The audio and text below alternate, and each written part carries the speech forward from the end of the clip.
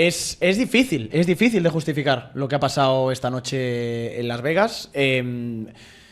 La segunda sesión de entrenamientos libres se ha visto acortada o se ha visto interrumpida o se ha visto cercenada porque, de nuevo, una alcantarilla ha saltado en mitad del circuito y ha hecho que la pista fuera insegura. Nosotros hemos encontrado imágenes en la cámara on board de Pierre Gasly, que ha sido uno de los que ha reportado qué es lo que ocurría con esa alcantarilla. Es esta parte blanca de aquí, que si hacemos un pelín más de zoom, veis que, bueno, es una alcantarilla que no sé si tiene algo de asfaltado alrededor, Chris. Sí, han intentado sellarla. Normalmente lo hacen con soldaduras y luego le ponen como un material que alisa la superficie. No llega a ser asfalto, es más fácil de quitar que el asfalto, sí, porque lógicamente van a volver a reutilizarla. Probablemente sea un compuesto tecnológicamente más avanzado que el asfalto, pero también probablemente sea menos efectivo. Sí. Esta es la imagen de los comisarios de la Federación Internacional de Automovilismo mirando la tapa de alcantarilla sospechosa. Y lo en la primera parada, en la primera bandera roja. Lo que ha ocurrido es que a los 15 minutos, 20 más o menos de que terminara la sesión, cuando tenían que empezar las tandas largas, ha salido esta bandera roja por la alcantarilla. Hemos estado unos 10 minutos parados más o menos. A falta de 5 minutos han vuelto a dar la bandera verde y a los 2 minutos han vuelto otra vez a parar la sesión porque, en palabras de la Federación Internacional de Automovilismo, había gente controlando una alcantarilla y cuando se ha reanudado la sesión se han quedado allí para ver cuál era la dinámica de la alcantarilla y se seguía moviendo y lo han parado. Lo cual, Giorgio, también me da que pensar. Entiéndeme, si la observación de la primera bandera roja no es suficiente, ¿por qué das la bandera verde? ¿Por qué das la bandera verde? Quiero decir, cuidado, ¿no? Sí. Imagínate que salta. Sí. Entre la primera y la segunda bandera roja. No sé, me parece un poco de andar por casa en los procedimientos a veces. Es decir, si hacemos circuitos, queremos hacer circuitos donde queramos, en medio de las calles de Las Vegas, vale, perfecto. Pero entonces tendrás que adaptar antes tus procedimientos, tus protocolos, tus formas de verificación, tus formas de asegurar que la pista es segura. Vaya por delante una cosa, la Fórmula 1 ha tomado el camino que ha tomado con los circuitos urbanos y el año que viene vamos a ver nuevos circuitos incorporándose y este es el futuro de la competición porque al final la gente, los gobiernos ya no se gastan millonadas en hacer una infraestructura como es un circuito permanente, que muchas veces está muy alejado de las ciudades y que pone todavía más incómodo a los fans el hecho de ir a una carrera y lo que quieres es llevar el espectáculo al centro de las ciudades con una postal muy bonita además como es estar en el Strip de Las Vegas. Claro, y es muy fácil también aumentar el consumo de las ciudades. Me parece, o sea, no me parece perfecto, no me gusta, pero bueno, es el juego al que estamos jugando. Perfecto. Acercas también de alguna forma la competición a gente que de otro modo quizá no se acercaría, lo pones dentro de su entorno. Sí. Vale, ok, es el juego al que queremos jugar. Si yo, por ejemplo, hago un partido de fútbol o de NFL y lo quiero hacer en el centro de la ciudad, yo, vale, pues tendré que cerrar un área lo suficientemente extensa para que el campo pueda estar ahí, para poner unas gradas también, y luego tendré que asegurarme de que el césped no se levanta, de que las porterías tienen el tamaño reglamentario. O sea, yo lo voy a llevar donde quieras, pero al final lo que tengo que asegurar es que la práctica de ese deporte se cumpla correctamente. Resulta que en Fórmula 1, para que se cumpla la práctica de este deporte, necesitas un buen asfalto, liso y seguro, y unas escapatorias acorde con la velocidad a la que se va en ese asfalto. No lo tenemos. Es tan básico y no lo tenemos. Sí, yo te hago una brevísima reflexión, Giorgio. Recordemos cómo se ha escrito la historia de los circuitos permanentes. Hubo un antes y un después, recordarás bien, con la inauguración del circuito de Nürburgring. Sí. El corto, el actual, el de Gran Premio. Esto ocurrió en el año 84.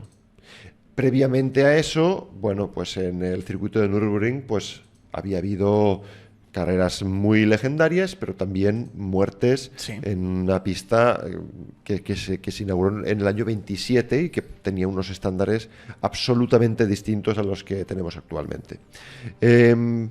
¿Por qué ocurrió esto en el año 84? ¿No? ¿Por qué inauguraron el circuito más seguro del mundo? Por todo lo anterior. Sí. ¿Y cuáles fueron los siguientes circuitos que se construyeron desde ese 1984? Pues circuitos que respondían en mayor o menor medida a unos estándares que había marcado Nürburgring. Pues vino Jerez, que tenía los medios que tenía, pero hizo un circuito más que digno. Llegó Barcelona, por ejemplo, aquí en España también. Es que se han construido muchos circuitos en España últimamente, ¿no? En los últimos 40 años. Por eso nos viene bien el ejemplo. Y adoptaron mucho de lo que se había visto en ese Nürburgring. ¿Y cuál fue el siguiente paso? Pues que alguien como Hermann Tilke sublimase esos estándares y presentase Sepang. Sí. ¿De acuerdo? Y todo lo que vino después. Que fue el primer gran tilcódromo en el fondo, ¿no? 2001. Efectivamente, 99. 99, perdón. Efectivamente. Entonces, ha habido una larga historia de perfeccionamiento de los circuitos permanentes. Sí. Pero, ¿qué pasa con los circuitos urbanos? ¿Cuál es esa historia? Hemos tenido a Mónaco muchísimos años. Sí. Pero Mónaco es muy, muy, muy especial. Porque, bueno, entre otras cosas, hay algunas zonas incluso que se han moldeado pensando en el circuito. Es decir, que ya la propia fisonomía de la zona piensa en el circuito a la hora de que se haga cualquier modificación allí. ¿Es exportable Mónaco? Muchas cosas sí, y algunas otras cosas no. ¿Son todos los urbanos iguales? En absoluto. No. En Mónaco se alcanzan los 280 y pico kilómetros por hora a la salida del túnel. Se acabó. Es la velocidad máxima. Sí, subiendo al casino tampoco es lento, de acuerdo. También ha habido problemas con el alcantarillado allí. Hombre, me acuerdo de Baton que casi se revienta en el 2016. Correcto. Por tanto, sí ha pasado. Sí. Pero se ha sofocado, se ha solucionado. Años? ¿En cuántas ediciones? Claro. ¿Cuántos problemas ha habido en Mónaco y en cuántas ediciones? ¿Por qué los comisarios de Mónaco son tan buenos? Claro.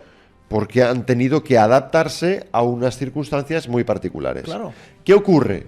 Que cuando tú quieres exportar el modelo, o tienes verdaderamente unos estándares muy altos, unas soluciones muy bien pensadas, o si esto se convierte, y se ha convertido, en una fiebre, la fiebre va a ir por delante de los problemas. Pero esto es peligroso. Y vamos a ser, como siempre, como casi siempre, reactivos en lugar de proactivos. Pero esto es muy peligroso. El hecho de que en el 23 se corriese sin una carrera previa de homologación y todo esto, es un muy mal precedente. Porque de alguna manera te estás cargando procedimientos que has inventado y que has puesto en práctica en tantísimos circuitos permanentes. Entonces, eso tiene que cambiar, Giorgio. Voy a decir una cosa, no quiero que se saque de contexto, pero creo que tenemos que hablar en unos términos crudos porque de lo que se está tratando aquí es de la seguridad y es bastante crudo. ¿Y sabes lo que pasa? Lo que pasa es que todavía no ha habido un accidente grave en un circuito urbano como esto. Ya está. Lo que pasa es eso. Pero estamos yendo en contra por completo, ni siquiera te digo de la historia de la Fórmula 1, de la lógica de la Fórmula 1. Pero hemos estado muy cerca, ¿eh? Los circuitos, Chris, siempre se han adaptado a la velocidad de los coches. No ha sido nunca al revés. La Fórmula 1 empieza en 4 carreteras uniendo pueblos. Cuando esos coches se volvieron tan rápidos que Jackie Stewart dijo, se acabó el spa antiguo, se cierra el spa y se hacen las escapatorias. Y cada vez que los coches son más rápidos, se regula para que los coches primero sean más lentos y se modifican los circuitos. Con las Armco en su momento, que mal instaladas estaban en Montjuic y tanto causaron, por ejemplo. Sí. Con las escapatorias, con la grava, con las Tech Pro, las vallas de contención que las probaron mucho tiempo, funcionaron mal, las desestimaron. Cada vez han ido los coches más rápidos y cada vez han ido yendo los circuitos más rápidos. Y de repente, no sé muy bien por qué, hemos llevado a la Fórmula 1 más rápida de la historia, porque es la Fórmula 1 más rápida de la historia, y nos ha parecido que es buena idea, con esta Fórmula 1 de efecto suelo, que está batiendo todos los récords de los circuitos permanentes que están adaptados a estos coches, meterlos en una recta de 1,5 kilómetros entre 2 muros de hormigón, que si te pasas del punto de frenada, te vas de frente contra otro muro. Sí. Y nos parece que es buena idea, porque, lo siento, no se ha matado nadie todavía en un circuito de estos. Sí, sí, sí. Bueno, y porque es un gran negocio, ¿no? Se hace porque es un gran negocio y se mantiene porque, bueno, como vamos pasando rubicones y no hay accidentes graves, Pero te digo Pero una ¿cuándo cosa. ha actuado así la Fórmula 1? Bueno, en el fondo sí, siempre ha sido reactiva a los... Pero pensarías que ya le habíamos dado la vuelta a la tortilla, ¿no? Efectivamente. O sea, que la progresión iba a seguir. Yo te digo, lo de Carlos tendría que haber traído consecuencias Por favor, mucho mayores. por favor. Por favor. Una tapa de alcantarilla rompiendo el suelo de un coche y de hecho el piloto lo sintió. Sintió el golpe perfectamente. No le rompió nada, no le rompió al piloto, a la persona. Al coche sí, por supuesto que le rompió. Le hizo un agujero en el suelo del coche. Estuvo muy cerca de golpear al piloto. Y con las fuerzas que haya a esas velocidades son fuerzas muy intensas. Esto fue lo que pasó con Carlos en el año 2023, en este circuito. En un circuito en el que llegamos sin una carrera previa. Sí, y se les disculpó. ¿Ves que está la superficie como... Sí, habían lo que habían hecho era, yo creo, poner algunos puntos de soldadura en un metal que sí que estaba Claro. fijado al asfalto, pero no es suficiente. Rompió Levantó el asfalto entero. levantó marco. el asfalto y rompió el marco. Claro. No es que simplemente se separase, es que rompió el marco. Pero es que da la sensación, es que me preocupa que la federación dé permiso para que esto ocurra. Da la sensación de que las homologaciones quedan en manos de Son más gente flexibles, ¿no? que no entiende de qué va esto. O sea, O que quiero no decir, tiene experiencia suficiente. Claro. Quizá particularmente con este tipo de Claro. problemas. O sea, corramos en circuitos urbanos. A mí no me gustan, pero vale, corramos en circuitos urbanos. Pero si corremos en circuitos urbanos, tienen que tener los mismos estándares que tiene un circuito permanente. No, si no tú- es que pero- no pero se yo digo, puede si tú porque me- es urbano. Pues entonces correrían. igual no hay que ir. O hay que asumir ese riesgo. Pero si asumimos ese riesgo, ¿por qué no asumimos el riesgo de correr en lluvia en Spa? Por ejemplo. ¿Por qué? ¿Por qué se puede correr en Las Vegas sin una carrera previa y no corremos en Spa cuando caen 4 gotas? Sí, sí. Bueno, te lo digo yo, porque en Las Vegas la fachada es preciosa y en Spa todo el mundo está con los huevecillos aquí diciendo, uy, que hay mucha lluvia. Porque en una el riesgo es muy visual, pero La cosa viene de lejos con Spa, y ya sabemos que el Sí, tema... ¿y qué se hace en Spa? Se readapta el circuito. Se pide que se readapte el circuito. Sí, pero no se redacta. Pero no se readapta. No, exacto. Y por eso se paran las carreras.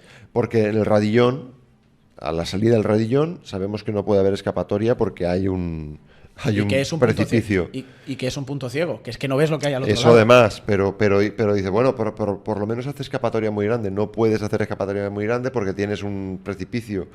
Pero, y arreglar eso costaría una millonada que nadie quiere pagar. ¿Y las alcantarillas de Las Vegas? A la mínima levantamos los brazos. No Sí. podemos correr.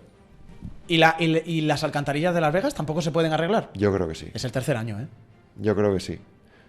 Ahí fíjate, nosotros periodistas tenemos una ocasión de oro para hacer trabajo con algunos circuitos urbanos y conocer cuáles son las exigencias a ese respecto.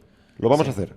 Lo que es vergonzoso es que el Gran Premio, que es el estandarte ya, ¿no?, de la Fórmula 1, este es el Gran Premio de casa de la Fórmula 1, es por el que más ha empujado. Han comprado la recta de meta, el paddock del circuito de Las Vegas, es un terreno que ha comprado la Fórmula 1. Sí. Entonces, que la imagen en 3 ediciones, 2 de ellas con la que nos vamos a quedar es ha saltado una alcantarilla, es para que a Stefano Domenicali se le caiga la cara de vergüenza.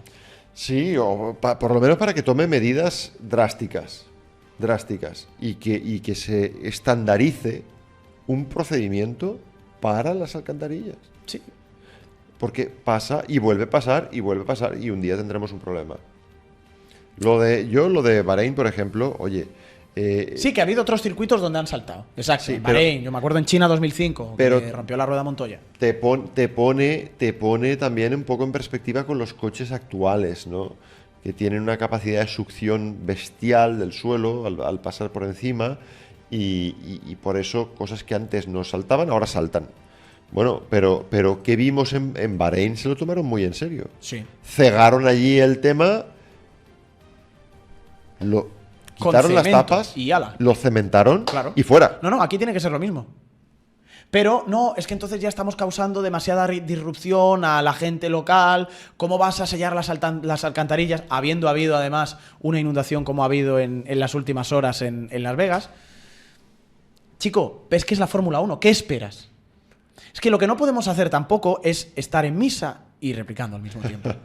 que me decía a mí mi madre. O sea, no puedes pretender llevar el deporte más rápido del mundo, que necesita, quiero decir, estos son coches que valen millones y millones de euros, con años y años y años de investigación, de trabajo, de ensayo, error, tristemente de sangre también a las espaldas, para que sean los coches más rápidos y los coches más seguros del mundo. Y frivolizamos con ello. Bueno, pero no tapes la alcantarilla porque la gente se te va a quejar. Pues entonces, si la gente se te queja, no lo llevas. No llevas la carrera allí. Sí. Pero lo que no puedes hacer es poner en jaque la seguridad de los pilotos y el discurrir, ni siquiera te digo la seguridad, es que es un simple negocio multimillonario.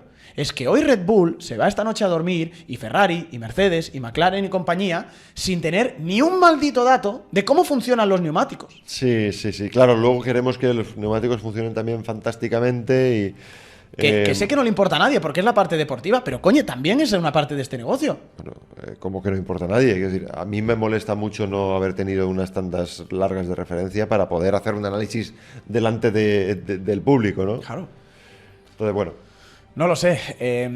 A ver, vamos a dar un pequeño apunte para que la gente que se esté despertando vea qué es lo que ha ocurrido en la sesión. Lando Norris ha sido el hombre más rápido, Antonelli segundo, Leclerc tercero, luego Hülkenberg, Hadjar, Lawson, Russell, Albon, Verstappen noveno, Hamilton décimo, Fernando decimoctavo. O sea, es una tabla muy mezclada a la que creo que le quedan cosas. Sí, evidentemente la parte de las vueltas rápidas no se ha completado perfectamente, con lo cual hay algunos pilotos que no tienen vuelta.